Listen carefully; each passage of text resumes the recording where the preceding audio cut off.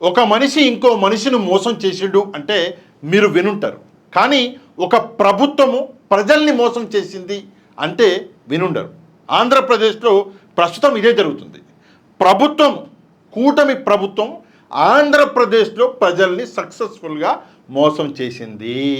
ఇది నేను అంటలేదండి, ఇది గౌరవనీయులు పూజ్యులైనటువంటి అచ్చెన్నాయుడు గారు అంటున్నారు.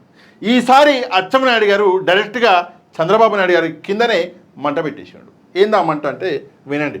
ఆడవాళ్ళకి నెలకి 1500 అది చెయ్యాలంటే ఆంధ్రానే అమ్మాలి. ఇంకా ఆలోచన చేస్తుంది. అచ్చెన్నాయుడు గారి మాటలు నిజంగా నాకు చాలా ఇష్టమైన అంటే మళ్ళీ ఒకసారి విందాం. ఆడవాళ్ళకి నెలకి 1500 అది చెయ్యాలంటే ఆంధ్రానే అమ్మాలి. ఇంకా ఆలోచన చేస్తుంది. ఈ లాస్ట్కి అయిపోయి నిజంగానే బాగా కుదిరింది.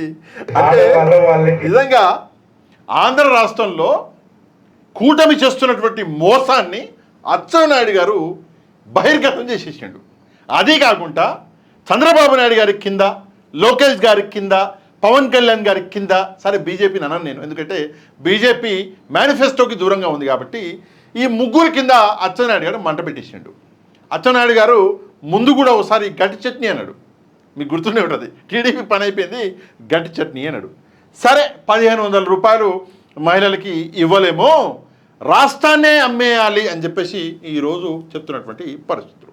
మరి ఈయన పార్టీ అధినాయకుడు గౌరవనీయులు చంద్రబాబు నాయుడు గారు 45 సంవత్సరాలు ఇండస్ట్రీలో ఎక్స్పీరియన్స్ అనుభవం ఉన్నటువంటి వ్యక్తి ఎలక్షన్లకి ముందు ఎట్లా ప్రజల్ని మోసం చేసిండంటే ఈడ వినండి.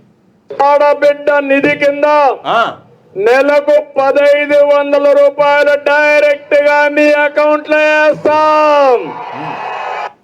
వేసేసిండు 1500 రూపాయలు వేసేసిండు.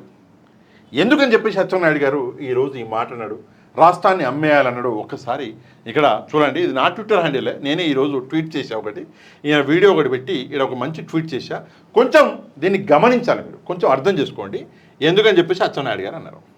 ఈ ఆడబిడ్డ నిధి ఏదైతే ఉందో ఈ స్కీమ్ని అమలు చేయాలి అంటే సంవత్సరానికి ఎంత కావాలి అంటే మనం ఇక్కడ చూసుకుంటే 32,400 కోట్లు కావాలి సంవత్సరానికి. ఎందుకంటున్నంటే మన రాష్ట్రంలో 1,80,00,000 మంది మహిళలు, ఆడవాళ్ళు 19 సంవత్సరాల నుంచి ఎంత 18 సంవత్సరాల నుంచి 50 సంవత్సరాల లోపు, 59 సంవత్సరాల లోపు వాళ్ళు 1,80,00,000 మంది ఉన్నారు. ఒక్కొక్కరికి 1500 రూపాయలు ఇక్కడ వేసుకుంటే నెలకి 2,700 కోట్ల రూపాయలు ఖర్చు వస్తుంది. 2,700 కోట్లు ఇంటూ 12 నెలలు, సంవత్సరానికి 32,400 కోట్లు ఖర్చు. 5 సంవత్సరాలకి ఎంత అంటే 1,62,000 కోట్ల రూపాయలు. 5 సంవత్సరాలకి కేవలం వీళ్ళు ఇచ్చినటువంటి ఒక్క హామీకే 1,62,000 కోట్ల రూపాయలు ఖర్చు అవుతుంది. సింపుల్గా లెక్క తెగ్గొట్టేసిన. అందుకే అచ్చెన్నాయుడు గారు ఇది అయ్యే పని కాదు, పోయే పని కాదు, ఎట్లైనా మభ్యపెట్టాలి 5 ఏళ్ళు. అందుకే సరే ఇస్తే పోతే లాస్ట్లో చూద్దాం, ఎలక్షన్లు రేపనంగా ఒక నెల ముందు ఒక నెల దిద్దాం, సరే మొదలైంది అని చెప్పేసి చెప్పుకుందాం అని చెప్పేసి అనుకున్నాడో ఏమో కానీ ఈసారి ఇవ్వడం అయితే కష్టము, రాష్ట్రాన్ని అమ్మేయాలని చెప్పేసి నిజం చెప్పించాడు అచ్చెన్నాయుడు గారు. ఇవి ప్రస్తుతం ఆంధ్రప్రదేశ్లో పరిస్థితులు. అదీ కాకుండా ఇంకో మాట నడుస్తుంది. ఏందా మాట అంటే అన్నీ ఇచ్చేసినాం. ఏంది అన్ని ఇచ్చింది నాకు అర్థం కాదు. అన్నిచ్చింది ఏంది? ఇక్కడ మీరు ఈ వీడియో చూసే వాళ్ళు మీకు ఏమేమి స్కీములు అందాయి అన్నది ఒక్కసారి మీ మనసులో మీరే అనుకోండి. ఒకసారి అనుకోవడంలో పోయేదే ఉంది. ఉదాహరణకి యువతకి 20 లక్షల ఉద్యోగాలు అన్నారు. ఈ స్కీమ్ అన్నది ఇచ్చారా? ఇవ్వలేదు. కాకపోతే ప్రతి యువకుడికి 39,000 రూపాయలు బకాయి పడ్డారు. ఎందుకు అంటే 3,000 రూపాయలు నిరుద్యోగ వృత్తి ప్రతి నెల ఇస్తా అన్నారు. ఇప్పటికీ మీరు అధికారంలోకి 13 నెలలు అయింది అనుకుందాము. 13 నెలల్లో ప్రతి ఒక్క యువకుడికి మీరు 39,000 రూపాయలు బకాయి పడ్డారు. 3,000 ఇంటూ 13 నెలలు 39,000 బకాయి. ఇచ్చిరా? ఇవ్వలే. బడ్జెట్లో పెట్టిరా? పెట్టలే. మోసం చేశారు. నెక్స్ట్ స్కూలుకు వెళ్ళే ప్రతి విద్యార్థికి 15,000 రూపాయలు సంవత్సరానికి అన్నారు. పోయిన ఏడాది 15,000 రూపాయలు బకాయి, ఈ ఏడాది 2,000 రూపాయలు కోత కూర్చారు. మొత్తము ఒక్కొక్క విద్యార్థికి ఇవ్వాల్సింది ఎంత అంటే 17,000 రూపాయలు బకాయి పడ్డారు. సింపుల్ లెక్కలు, నేను పెద్ద మ్యాథ్స్ చేయను, సింపుల్గా తెగ్గొట్టేస్తా. రైతులకి ఏటా 20,000 రూపాయలు, పోయిన ఏడాది 20,000 ఇవ్వాలి, ఈ ఏడాది 20,000 వేయాలి. 40,000 రూపాయలు ఒక్కొక్క రైతుకి బకాయి పడ్డరు. ఇచ్చారా అంటే పావలా కూడా ఇవ్వలే. సరే 3 సిలిండర్లు, పోయిన ఏడాది 3 సిలిండర్లు, ఈ ఏడాది ఆల్రెడీ 1 సిలిండరు, మొత్తం 4 సిలిండర్లు రావాలి. ఎంత వచ్చింది అంటే కొంతమందికి 1 సిలిండర్ వేసారంట. ఆ కొంతమంది ఎవరో చంద్రగ్రహం మీద ఉన్నారో లేదా వేరే గ్రహాల మీద ఉన్నారో వేరే దేశాలలో ఉన్నారో చెప్తే మేము వెళ్ళి వాళ్ళతో ముచ్చటించుకుంటాం. అయ్యా మీకు వచ్చిందా అంటాం. సరే ఆ ఒక్కటి ఇచ్చిరే అనుకుందాం, 4 ఇట్లా ఒకటి వచ్చింది అనుకుందాం. 4 సిలిండర్లు బకాయి పడరు. 4 సిలిండర్లు బకాయి పడరాబా. అది 850 రూపాయలు వేసుకుంటే ఇంటూ 4 వేసుకొని లెక్క కొట్టుకోండి మీరే. నెక్స్ట్ ప్రతి మహిళకి 1,500 రూపాయలు. అబ్బా ఇది మాత్రం దింపేశారు, రాడ్డు దింపేశారు. ఇయ్యలేము, రాష్ట్రాన్ని అమ్మేయాలి అని చెప్పేసి ఇప్పుడు చెప్తున్నటువంటి పరిస్థితులు నిజంగా ఎంత ఘోరం చూడండి. ఎంత బకాయి పడరు ఒక్కొక్క మహిళకి అంటే 13 నెలలు కదా, 1,500 రూపాయలు నెలకంటే సంవత్సరానికి 18,000. 18,000 ఇంటూ 1,500, ఎందుకంటే మళ్ళీ కొత్త సంవత్సరం మొదలైంది, నెల అయిపోయింది కదా, 13 నెలలు కదా, అంటే మొత్తం 19,500 రూపాయలు ఒక్కొక్క మహిళకి బకాయి పడరు. ఎంత పడరు? 19,500 రూపాయలు. ప్రతి మహిళ గుర్తుపెట్టుకోవాలి, 18 సంవత్సరాల నుంచి 59 సంవత్సరాల లోపు మహిళలకి ఒక్కొక్కరికి ఈ ప్రభుత్వం 19,500 రూపాయలు బకాయి పడ్డది, గుర్తుపెట్టుకోండి. నెక్స్ట్ ఉచిత బస్సు. 13 నెలలైంది, 13 మంత్స్, 13 నెలల నుంచి అగగగో వస్తుంది అని చెప్పేసి చుక్కల్ని చంద్రుల్ని చూపిస్తున్నారు. పక్క రాష్ట్రం తెలంగాణలో నెక్స్ట్ డేనో మర్నాడు అధికారంలోకి వచ్చిన 2 రోజులలో రేవంత్ రెడ్డి ఇచ్చేసిండు. కానీ ఆంధ్రప్రదేశ్లో మాత్రం ఆ మంచి రోజు రావట్లా.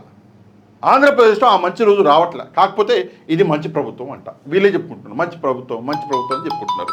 దీనికంటే దారుణం ఇంకోటి ఉంటుందా అని చెప్పేసి నేను ప్రశ్నిస్తున్నాను. నెక్స్ట్ వచ్చేసి ఈ ఏదైతే ఫ్రీ బస్సు అన్నారో, ఈ ఫ్రీ బస్సు తెలంగాణలోనే కాదు, బెంగళూరులో పక్కన కర్ణాటకలో ఉంది, అటు ఢిల్లీలో ఉంది, ప్రతి చోట ఉంది. కానీ దరిద్రం మన దగ్గరికి మాత్రం రావట్లేదు. అది ఎప్పుడు వస్తుందో, ఆగస్టు 15 అంటున్నారు. ఆ ఆగస్టు 15 వరకు నేను బతకాలని చెప్పేసి దేవుని ప్రార్థిస్తున్నా. ఒక్కరోజైనా ఫ్రీ బస్సు చూద్దాం, సరే నేను ఎక్కలేను, ఆడవాళ్ళకే చూద్దాం అని చెప్పేసి నా కోరిక. అండ్ ఈ ఫ్రీ బస్లో కూడా ఒక పెద్ద బొచ్చ పెట్టిన చేతిలో. ఏంది ఆ బొచ్చ అంటే, రాష్ట్రంలో ఫ్రీ బస్ కాదంట, ఆ జిల్లాలోనే తిరగొచ్చంట.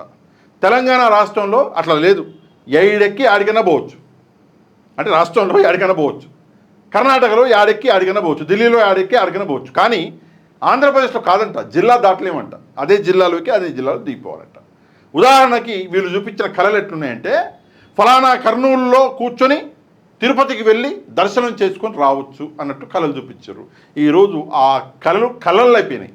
అది పరిస్థితి.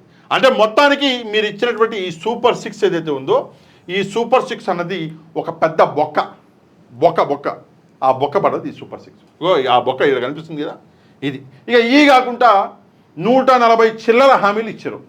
ఆ 140 చిల్లర హామీలు మాకు గుర్తున్నాయి, ఈ 6. ఇక అవి అయితే గుర్తే లేవు, ప్రజలకి గుర్తే లేవు. ఉదాహరణకు చెప్పిన ఒక హామీ, 50 ఏళ్ళు పైబడిన వాళ్ళకి పెన్షను అన్నారు, ఎస్సీలకి, ఎస్టీలకి, బీసీలకి, మైనార్టీలకి అన్నారు.